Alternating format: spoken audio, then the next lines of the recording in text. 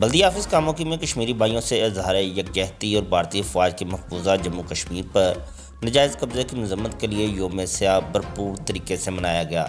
اس سلسلے میں assistant commissioner فضل عباس اور چیف آفیسر صوفی عاشق کی قیادت میں احاطہ بلدیہ آفس سے جی ٹی روڈ تک احتجاجی ریلی نکالی گئی، جس میں سرکاری افسران، میڈیا نمائندگان کی کثیر تعداد نے شرکت کی۔ شرکاء نے ہاتھوں میں کشمیر بنے گا پاکستان کے بینر اور پلے کارڈ اٹھا رکھے تھے۔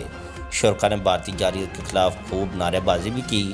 اسسٹنٹ کمشنر فضل عباس نے ریلی کے شرکاء سے خطاب کرتے ہوئے کہا کہ آج کا دن منانے کا مقصد کشمیریوں سے اظہار یکجہتی اور ہندوستان کی ظلم و بربریت کے خلاف آواز بلند کرنا ہے۔ آزادی کی اس تحریک میں ہم اپنے کشمیری بھائیوں کے ساتھ کھڑے ہیں۔ انہوں نے کہا کہ ہندوستان رسوا ہوگا اور فتح کشمیریوں کا مقدر ہے۔ کشمیر آزادی کا حق لے کر رہے گا اور پاکستان کا حصہ بن کر رہے گا۔ انہوں نے کہا کہ ظلم کی زنجیریں زیادہ دیر تک قائم نہیں رہ سکتی۔ کشمیریوں کی آواز کو تمام بین الاقوامی فورم پر اٹھاتے رہیں گے اور کشمیر کے آزاد ہونے تک آج کا دن تاریخ میں یوم سیاہ کے طور پر لکھا جائے گا۔